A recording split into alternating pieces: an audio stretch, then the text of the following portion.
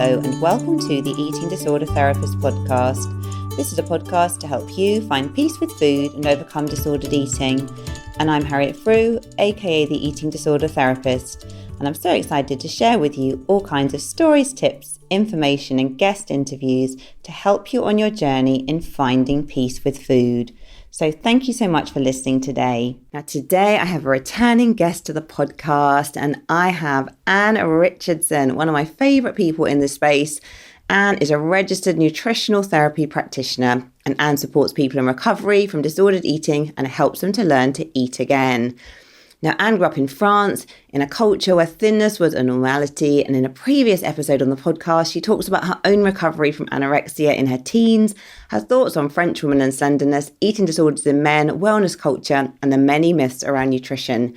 And she has also done subsequent episodes talking about Healthy Week in schools, the unhelpfulness around this, and also other episodes around busting nutritional myths, limitations of mindful eating. And I do think there's another one as well, but I will put the links to those in the show notes because Anne's episodes are fantastic. She's such an enthusiast, great teacher, loves a good metaphor. You know, you can learn so much from her. So I will make sure those links are all below. So in the episode today, Anne is going to dive into fashion and how we can use this in a positive way in eating disorder recovery.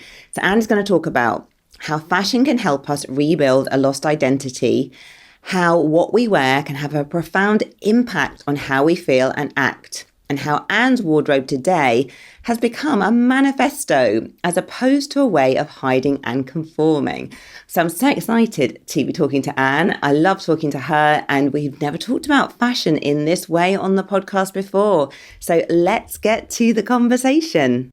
Hi, Anne. Welcome back to the Eating Disorder Therapist podcast. Hi, thank you for having me again. Yeah, so good to have you here, Anne. And I can't remember, I'm not sure if it's your fourth, your fifth. I can't remember either. Yeah. Anyway, you're a well-seasoned guest on the show, aren't you? Yes, I think I am now. Yeah. Which is really lovely for me. Yeah, no, lovely. It was great to have you back again.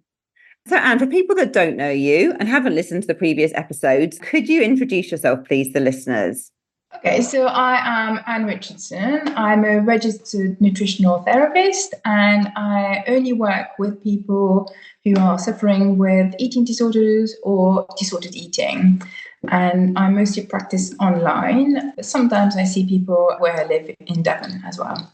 And I tend to see people with anorexia, orthorexia, bulimia. I don't see people with ARFID or binge eating disorder at the moment. Okay, no, lovely. Well, thank you for clarifying that, Anne. And today we've got a very exciting topic. So we're going to be talking a bit about, aren't we, how fashion can help us rebuild a lost identity, the role of fashion, I guess, in eating disorder recovery. And I think for many people, and I think you alluded to this when we were sort of in touch over email before, we were sort of talking about the podcast. I think many people with eating disorders probably, really struggling with body image and like hiding in big baggy clothes and not really expressing themselves through fashion. So I guess my first question to you is, what inspired you, I guess, to talk about this? Is this like a kind of personal thing that has helped you? Yeah, I think it is. And it wasn't very clear in my head, but then I have realized that fashion has helped me. I know traditionally we talk about fashion and eating disorders in a negative way, like fashion is terrible and the fashion industry. There is a side to that as well, I agree. But that's not really what I want to talk about today. I genuinely believe that fashion can help us get better as well if we do it the right way, I suppose. And as you said, often with an eating disorder, we just hide under clothes. And I think when we have an eating disorder, for me, my experience is personal and from seeing clients, is that we almost become like a shell of ourselves. And it's almost like we've been hollowed out by a parasite and we're just like this shell that just exists. We're not really filled with ourselves. We're just echoing. It's mostly due to physiological repercussions of starvation. The brain doesn't work very well, but it's not just that. I think we often also blindly try to adopt a uniform of what we think we should wear what's trendy or what is acceptable for our age. And in a way, that's a form of negation of our identity. I don't know if you follow me on that. Yeah, no, I mean, I think it makes a lot of sense, actually. And I think I really like the way that you were describing, when you have an eating disorder, often that you kind of become a shell of yourself almost. Yeah. And you just kind of completely lose touch with that kind of more vibrant, creative side of yourself, don't you? And I guess I was thinking, like, when you're talking about starvation as well, I was thinking as well about how this impacts. Because I think when we use the word starvation, we think of kind of very thin, emaciated people often, don't we? But it's remembering, I suppose, as well. I was just thinking as well, this applies to everyone in all body shapes and sizes, doesn't it? It's absolutely. It's not necessarily someone who is underweight. It's someone who is not eating the way they should. They're not eating enough for their body. So it doesn't really matter what their body really looks like. Yeah, and I was going back to what you were saying about the clothes. If I think about my experience, I spent a great deal of time hiding my body under clothes. When I was normal in size or more acceptable average in size, and then when I was more underweight. And it's almost like I wanted to be invisible. And ironically, while hiding under all these clothes, I actually drew attention to myself because I looked kind of odd because I was wearing a lot more clothes than other people wear. And so in a way, I was drawing attention to myself in a negative way when I was trying to do exactly the opposite. I also spent years trying to conform body-wise and fashion-wise to what I thought was right, but it didn't really work. In my experience, my personal experience, I suffered with anorexia, so I was in a smaller body. But my body wasn't supposed to be tiny, so that didn't sort of feel right with who I was. And also the clothes I was wearing weren't me, so I kind of looked awkward. And it didn't flow what I was wearing and who I was. And it was really at odds with really what my personality is. And that I find really interesting. And I think recovery helped me and fashion helped me reclaim that side of me. It took a while to happen, but it was really important for my recovery, I think. I spent a long time worrying about what people might think of what I was wearing. And funny enough, I remember, and I wonder if it comes from there, I remember being maybe in year 8, and I think I might have told you this story before, but I had a bunch of friends in inverted commas who one day lined up and one by one told me that I didn't have the legs for the skirt I was wearing. And I wonder if part of my insecurities around clothes was to do with that. And my legs have always been the thing that I have been worried about ever since. And as I got better, and now that I'm helping clients, I'm realizing that we have to find who we are or who we have become, because we're never really the same person as who we were before the eating disorder settled, because often times has passed and we have changed. So our body might be different and our taste might be different and we might need different clothes. And recovery is a process of rediscovering all this. And it can be positive. It's not just fashion is bad. Fashion can actually help us find our mojo back in a way. Yeah, no, I so agree. I mean, I definitely enjoy expressing myself through my fur coats and my colourful things. But it's definitely, isn't it, about finding your identity and getting comfortable with your style because of, I know when you were sort of just saying then about how you were like, trying to wear certain clothes or trying to fit in or fitting into certain trends or whatever, but just not really ever feeling comfortable, or that if that was you. And then it sounds like that really changed for you going through recovery. And I know it's the same is true for me, actually. And what's really interesting for me is actually when I was growing up, my dad always wanted me to be a boy. And I had like really short hair until I was 16. So I was more like, because he wanted me to look like a boy. Not that just boys have short hair, but, I'm showing my age here, aren't I, by kind of more gender stereotypes back in the day. And when I kind of grew my hair around sort of the age of 17, and then I was still in an eating disorder then, but I started to express myself a bit more. And I felt as my hair grew and became longer as well, I kind of like started experimenting with finding more of my own style. And it was incredibly liberating, actually. And just to, like you're talking about, really like stepping away as well from the kind of conformity or trying to follow particular trends, but more like following the things that just really lit me up, made me feel good. So can you tell us a bit about your story, Anne, in terms of like what sort of trends you were trying to fit in with, and then what kind of clothes and fashion things that you gravitated more towards when you discovered more of your true self, I guess, and, began to find your own identity? Yeah, okay, I'll do that. But I just want to go back onto what you said about your dad. It's so weird. I've never really thought about that properly in terms of fashion, but that was my experience as well. My dad was really obsessed with having boys, and I was the second child, and I turned out to be a girl, and he made it quite clear that it was very much a disappointment. And I had short hair when I was little, and I was a bit of a tomboy, and I think I tried to be someone else. I did try for a long time to gain my dad's approval by being a boy. And now you know me a little bit, I think it's quite clear that I am super girly. I am as girly as it gets. So it wasn't me. And so that maybe there was a bit of a dissonance there of me trying to be someone I was not. And maybe something grew out of that was potentially negative, that could have put me on the path of an eating disorder. I don't know. But that's quite interesting. Yeah. And in terms of fashion, so we have to kind of go back to the late 90s for me, when I was a teenager struggling. I was trying quite tight clothes. A lot of things was quite shiny, which was not so good. It's never that good shiny, I think, but that was the fashion at the time. I think I just followed the trends. I just looked at what everyone else was wearing, and typically I would look at the girl and I would go, oh my gosh, she looks amazing. So I'm going to buy the same clothes, maybe not exactly the same thing, because you can't ever buy the same thing. And I would wear that, and I would just look awful. And maybe it was a bit subjective, I look awful because I'm awful, all of that. But I genuinely think I didn't look that good. But because it wasn't my style, I decided it was a really good style because I saw someone who I thought looked good. But it didn't mean it was congruent with who I was. And I have learned now that there are some things that make me look a bit stupid, and that's okay. So I don't buy them. There was a period, maybe like 5-6 years ago, in the summer, a lot of my friends would wear, I guess, like quite short jumpsuits, like a little vest, and then it would be attached to a little pair of shorts, a bit like bloomers. And it looked really cool. I look ridiculous in those things. There's nothing wrong with my body, but I just don't look good. So I just decided that it wasn't for me, and I wouldn't kill myself trying to look good in those. I would just accept that I look good in other stuff.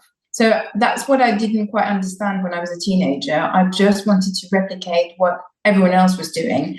I wanted to be a carbon copy of who I was seeing around. And around also means on the telly or in the magazine. But I always fell short, and I always kind of looked a bit disappointing, really. Yeah, that was kind of my experience of fashion at the time. And really tight clothes and not a lot of color, because everything had to be slimming, so a lot of black. And I do like black, but again, I think you know me enough now to know that I quite like color now. I'm actually quite a colorful person, and it took me a while to realize this. But fashion is a language, and we essentially express to the world who we are, but also we feed that back to ourselves, and it has an impact on how we feel. So if we put on the wrong clothes, we almost like give out wrong vibes to people, and we feel those vibes as well. And we feel wrong within ourselves, which was my experience at the time. And that's why I'm quite keen now that people find the right style for them, so that they feel good and they express who they are, and that it has a sort of really good positive feedback loop into how they think and how they feel, and etc. Yeah, no, I love all of that. And I guess there's no kind of right kind of clothes for your body. Like, I know for myself, like I'm definitely more pear-shaped, and I like wearing things that are more fitted around the waist and more flowy, and like going out, at the bottom, like I find it really hard to wear. I find it really hard to find jeans that fit me well. I find it really hard to wear more like pencil type skirts. It's just never fit well on me. But I suppose I'm just thinking as well, you were going back to the kind of jumpsuit thing, and I think there's no kind of right or wrong body for that, is there? Like, in a way, if you had genuinely felt I'm going to rock that jumpsuit, in the body I have, and you felt good in it, that's fine, isn't it, as well? It's important about how you feel, isn't it? And making your own empowered choices, really. And then like stepping into those clothes, I guess, enjoying them. Exactly. It's not about the body. Yeah. It's not about the body, it's how you feel. I often wear quite bright colored tights. And I remember one day going to see my friend in London and I was wearing yellow tights. And she was like, oh my God, you rock those. And she thought, I do like them. So she wore some. And she said that she went to the school run and someone said to her that she looked like a minion. And she never wore them again. And the person probably sort of was laughing. But I don't think she was that comfortable in the yellow ties. I think maybe she saw them on me. She thought, oh, it looks good on her. I'm going to do that. But maybe it's not her style. It doesn't mean her legs are wrong. It doesn't mean yellow is wrong. It doesn't mean yellow tights are wrong. It maybe wasn't her thing. And she wasn't maybe rocking them. Or she wasn't that confident about them because she wasn't sure. And maybe that showed. But it's not about the body. It's about how you feel in stuff. So anyone can wear whatever they want. And maybe I could look good in a jumpsuit if I believed that I did. Yeah, no, sure, absolutely. And I guess the key thing is when you step into your style, like I always think with my leopard coats, like my children are always like, oh my God, you're so embarrassing, mother. But, when you step into your style and you genuinely like it yourself, I guess, if I'm walking down the street in my leopard coat, some people might think, oh, I love the leopard. And some people might think, oh, just that woman, what does she look like? But I guess in a way, it doesn't matter, does it? It's almost like I am choosing to wear this and I'm feeling great in it. I'm feeling empowered in it. I really enjoy expressing myself in this way. I don't need other people's approval or disapproval. My opinion is the one that counts. Yeah, your opinion is what counts and the way it makes you feel is what counts. And, after I contacted you saying I really want to talk about fashion, I started thinking about it a little bit more and I did a bit of Googling and I realized actually that, other people have thought the same as me. And there is even a thing, there is a theory called the theory of enclosed cognition, which I had never heard of before. And it essentially says that what we wear affects how we think. So that's exactly that. Your leopard coat makes you feel good and then it makes you think more positively. And I suspect it gives out vibes to people that are more positive vibes. And so people respond to you in a more positive way. And it's only a positive experience because you feel good in it and you radiate good. And that's what I would like for people. Don't follow the trend, really, the trends. Just find something that you think, I love that. It doesn't matter what it costs, how much it costs, where you found it, whether it's trendy or not. Just if you love it, then that's good enough for you. And then you're going to look good in it. And you might need to experiment a little bit. And sometimes you might get it wrong, but that's okay. That's okay. Try and error. That's kind of how we go with it. Yeah. And I realized someone was asking me the other day, how do you decide what to wear? How do you know what looks good? And I suspect I just wear it and I just think, yeah, I feel good in that. And if I feel a bit awkward, then I decided it's not quite right for me. And I only choose things that I love. I only buy stuff that I love. And in the morning, I choose clothes according to obviously what I'm doing, the weather, etc., but also how I want to feel and how I feel. So sometimes I might feel great, I might choose lots of color, but sometimes I might feel down, but I might also choose some color in order to kind of like prop me up and to sort of give me a little bit of energy, which I think is quite interesting that clothes can do that. So time for a short advertisement break. Can't gain control with food? Is emotional eating impacting your quality of life and your day? It doesn't have to be your secret that you hide away. You're not alone and it's not your fault. I'm here to help you understand why emotional eating is going on for you and the first steps you can take to start addressing it. Ready to understand emotional eating so you can start overcoming it? Join emotional eating digestive and hormone expert Amber Romaniak for a free masterclass to understand emotional eating. During this 90 minutes, Amber will help you understand why you are stuck in this vicious cycle of emotional eating and the multiple factors of this habit that keeps us going back to food over and over again. Amber will explore the top 10 most common emotional eating triggers, how emotional eating impacts mood, gut health, hormones, and the number one reason you haven't been able to overcome self-sabotage with food yet. Go to amberapproved.ca/online-programs to sign up, or the link is in the show notes where you can go directly to it. I'm just thinking actually, Fern Cotton, I'm sure on her Instagram, she talks about like dopamine dressing, doesn't she? And like, does she? That? Yeah, I've forgotten about that. And she will like, I don't know how often she does it, but she will like try on about 6 different outfits. And so, and they're all kind of like loads of textures and colors. And I guess she's got a very interesting style, hasn't she? She obviously loves Yeah. clothes. So I guess it is a bit of a thing, isn't it? It's kind of like dopamine dressing, that kind of feedback loop and making you feel good and really, clothes being able to change how you feel. Yeah, I love that. I love that phrase, that expression. I think that describes it completely. And again, you have to try because not everyone is going to be her style, not everyone is going to be your style or my style, but we have to find a style that is authentic. And I watched a TED talk by someone called, I think she's called Molly Bigerman, and she's got a great TED talk on style. And she kind of says essentially that we all have style. We just don't all know how to express it, but we all have it. It's not like someone has style and someone hasn't. And we need to try and experiment in order to find what is our style, but we need to find something that is authentic to us instead of just copying someone. Whenever you copy someone, you're probably not going to do it right and it's not going to look good on you.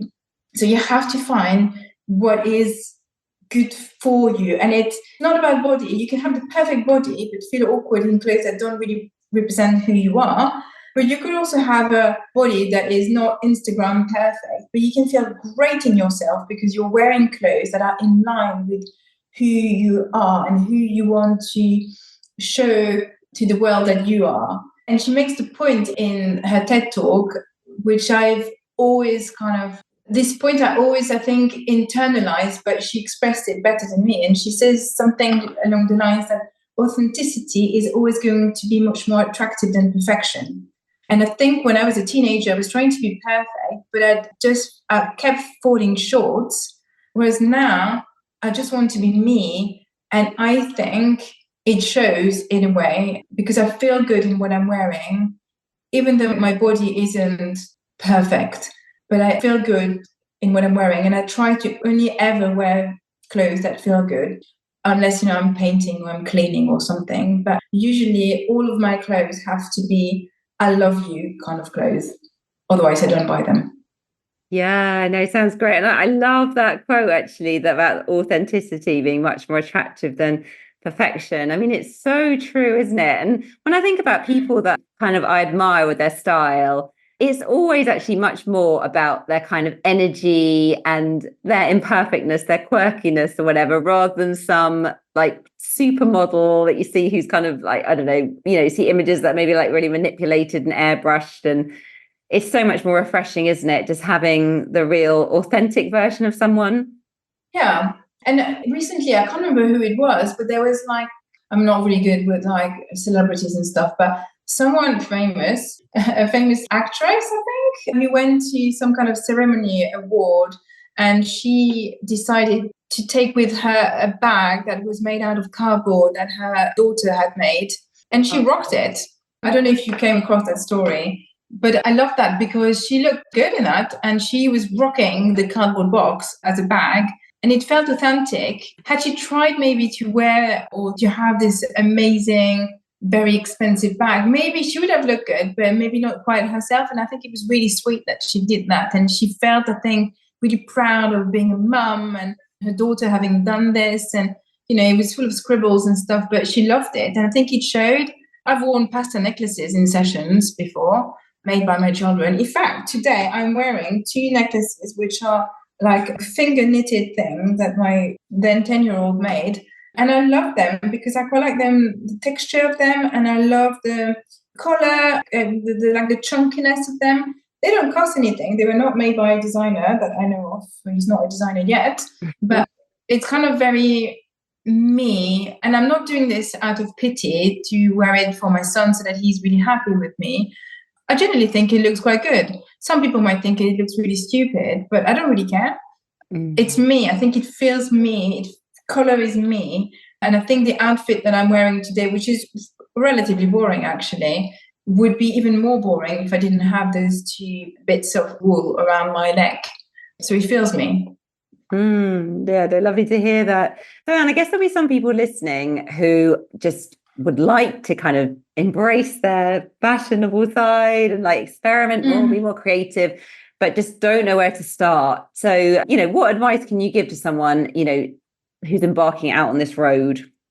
I think when you look at people around you, don't just look at someone and think, oh, I love the dress, so I'm going to buy the same. I think you have to be a bit more curious about that. Maybe sort of look at people around you and try and analyze what it is about that person that you like, not necessarily knowing them. Is it the fact that the dress is bright pink, or is it the fact that it's really fitted, or is it the fact that it's really flowing? And then you can sort of look for element of that piece of clothing next time you shop, or at some point when you shop, and try it on yourself. It might not feel quite right, but if you wear it and you feel lifted by it, it's probably a good sign. You have to try and put to one side what you think people might say, because that's again another parasite. Often we just discount things for fear of what people might say. And I have noticed people often wear black and grey and quite dark clothes. And I think that's because people are, sometimes they just love it, and that's totally fine. But I think sometimes people are afraid of standing out, or of what people might say. And you have to put that to one side. If you think that bright, I don't know, yellow is amazing, try to wear some. Maybe don't start with a full-on like bright yellow jumpsuit. If you're a bit scared, you might want to go for socks or for some accessories, and then you can build up from there. Yeah, but put to one side what you think people might say and wear it with confidence. Try to wear it with confidence, even if you have to fake it. Try to wear it with confidence, and then people get used to what you're wearing, and maybe have in your back pocket an answer if people say to you, oh, you look like a minion, or you look like... I was telling a client at around October, I was wearing some bright yellow, no, not yellow, orange tights, and I saw two people who are married to each other. And the first one said to me, oh my God, but it's not Halloween yet. Why are you wearing, witch's tights? Or something like that. And then I saw the wife after, and she said to me, oh my God, you look like a witch. And I wasn't that bothered about that. I made a joke about it, so I can't remember what I said, but I kind of went with it, and I kind of essentially made it up that I was a witch. So it was quite correct for me to be wearing my orange tights. So I kind of go along with the wave instead of sort of going, oh my God, you're right, I look like a witch, or well, how silly of me. I just go with it and see what happens. And really, my view is that when people think of me, I almost don't care. No, it's not true. I do care. And I think fashion, that's maybe the interesting bit about the recovery bit. I think I use fashion now as a way to rebel against the years of trying to conform and fit in. But also, I think I use fashion almost to suss people out. I want to see who is going to be shocked by what I'm wearing and who won't bat an eyelid. Because the people who won't bat an eyelid are probably more my people than the people who are going to be shocked. And also, I think it's a way to keep myself in check. Don't hide under clothes. Don't hide your body or your personality. You have to own it now. You've done enough of that. Now it's time to just make it all explode. People have you as you, or they don't have you at all. So if they can't handle the crazy tights or the weird necklaces that I'm wearing, then they're not my people. No, sure. That's quite an empowering view, I think, isn't it? Because it's almost like your fashion is kind of mirroring, in a way, you just stepping more into your power, being your more authentic self, shining brightly, all the good stuff, not hiding anymore. Yeah, I think it's almost like an anti-people pleasing act. That's why in my message to you earlier or the other day, I called it a manifesto almost. It's like I'm going against what I used to do and what was actually thwarting my very essence, trying to be like everyone else, trying to be invisible. I don't want to be invisible. I want to be seen. I want to be heard. I want to take some space. And for that, I've had to get comfortable with people looking at me and liking me and looking at me and potentially also disliking me. And I realized that before, I think I always tried to be quiet, a quiet, neat person. I wanted to be a quiet, neat, classically beautiful kind of person. But you know what? I'm not that person at all. There is nothing quiet about me. I wanted to, but I'm not like that. And I'm not an elegant beige Parisian person either. I'm not, I would say, traditionally good looking. but I'm kind of myself, and trying to be that traditionally good looking person, I think would completely stifle my identity, and it would then look awkward and wrong. And I think now, I also think it comes with time, but I want to be seen. It's not to show that I'm better or prettier, but it's almost like I have the right to be seen. So I want to be seen. I also want to negate all those years of not letting myself being seen. I bottled down my personality for years, thinking that it wasn't right or there was something wrong with me. But by doing that, I tried to be someone else, and it didn't sound like me, and it made me unhappy because it didn't ring true. It wasn't authentic. So now I try to do the opposite, and I don't care what people think, really. Yeah. And sometimes I almost like it when they don't like it. But Anne in her non-conformist, rebellious years. Yeah. Yeah, I think so. But you know what I'm thinking today sometimes, and it's more in the summer more than think. Also, because I think my summer wardrobe is even more it's better than my winter wardrobe. I need to do something about this really. But you know, in the winter in the UK, you have to hide under so many layers because it's always raining, so it's not as fun. But sometimes I'm almost like, if I'm wearing something a bit out there, I almost think, I dare you to look. I want people to look and react. And contrary to what people might assume, I'm not seeking their approval, actually. I'm not after a positive reaction and people telling me that I look good. I almost want people to react and disapprove. And I think I do this to prove to myself that I don't need others for my sense of self. It belongs to me. Only I have ownership of that. And if they like it, fine. I don't actually care. And if they don't like it, also fine. I don't care. So it's really like stepping into that place of self-empowerment, isn't it? And listening to your own internal voice rather than needing external, either positive feedback or negative feedback, really. You know, you're in your own lane. Yeah. And I think when you do that, when you find your own little style, then you feel authentic, you look authentic, and you feel so much better in yourself. But it's not about the right body or the right clothes or having lots of money. It's about finding what makes you happy. I wear lots of things that cost nothing, that people might think are weird, or I love color, I love clashing color, but that's my style. It might not suit other people. It doesn't mean that it's a great style to have, it's just mine. And it's really important, I think, to experiment. And that's why I think fashion can be an asset in recovery, because it can make you feel better. But you have to be brave and you have to jump, but you don't have to jump. You can tiptoe and go slowly, but you have to let go of what people might think. And I think then your relationship with your body also improves, because if you don't care what people think of how you dress, perhaps what people think about what your body is like is also less and less important. Yeah, no, very true. And I think with all of this as well, is it takes some experimentation, doesn't it? I know with my journey, sometimes I buy things that I think, oh, or I might even, I even try it on. I like it at the time. And then I get it home and I just think, oh, I just don't feel as good in this as I wanted to.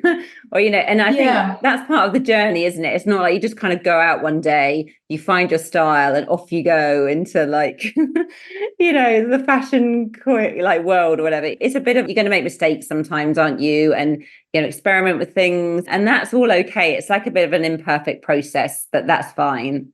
Yeah, we all make mistakes. I make some mistakes. I return clothes sometimes, or I don't do a lot of impulse buys. So I don't return that many things, because usually when I buy something, I know that I'm going to like it. But also sometimes you grow out of clothes, or sometimes clothes don't last the test of time. I can think of 2 jumpers that I have at the moment, which are bright yellow and bright orange. I've had them for years, and they were, I think, from H&M, so not like probably amazing quality. And I've worn them so many times, and they've gone through the wash so many times, and they look a little bit shapeless now, and a little bit dull, and they don't make me feel as good now. So I think I'm going to retire them. I'm going to give them away because they don't make me feel good. And it makes me think a little bit of Mary Kondo. What does she say? She says, like, I can't remember what her phrase is, but it has to fill you with joy. They have filled me with joy, but they don't anymore. So I'm going to give them to the charity shop, and maybe someone else is going to love them. And it's time for me to have other jumpers. But usually I keep things for a very, very long time. I know, because I'm a colored kind of person, that those colors make me happy. So I've kind of made a mental note that I need to buy a yellow jumper and a bright orange jumper for next winter. So I'm probably going to be on the lookout for that, when the sale comes. Yeah, but you have to experiment, and maybe your style is going to be black, and that's okay. If it makes you feel good, then that's great. Sometimes it's really floaty. People go for really floaty stuff. People might want really sort of stiff and straight and, I don't know, boyish stuff. And if it's your style, great, go with that. And you might change style. Try not to do that too often because it can get expensive. But if you've got the money, why not? Do what you want. But experiment, I would say. And accessories are quite good also at making you feel good without spending a huge amount of money and without committing to maybe a piece that you think is a little bit out there.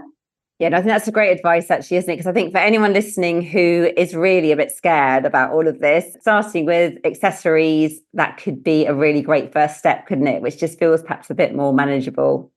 Yeah, and you can also extend it to like hair. Sometimes I wear my hair in a different way. I remember last year it was really hot and it was a school fair, and I was supposed to help out at the food store at school. So we're talking like burgers and hot dogs, so quite a hot store, and it was super hot. And my hair was just not behaving the way I wanted. So I kind of put it up in like two buns, a bit like Princess Leia. And you could see my kids thinking, or my elders thinking, what the hell, Mom? What are you doing? But I was thinking, I love it. I'm going to wear that. I think my hair looks good.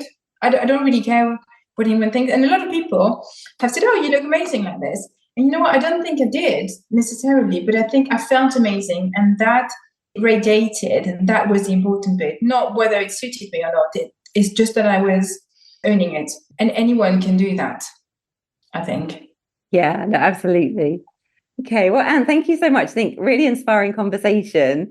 Where can people find you if they want to get in touch, hear more about your work, etc.? They can get in touch with me on Instagram and also on my website. So I am the Eating Disorder Nutritionist. So you'll find me under the Eating Disorder Nutritionist. I'm mostly on Instagram. I don't spend a huge amount of time on Facebook, I have to say, but Instagram. I'm not on TikTok because I don't have time. Instagram is enough for me. So I'm an Instagram kind of girl. So that's where you're going to find me.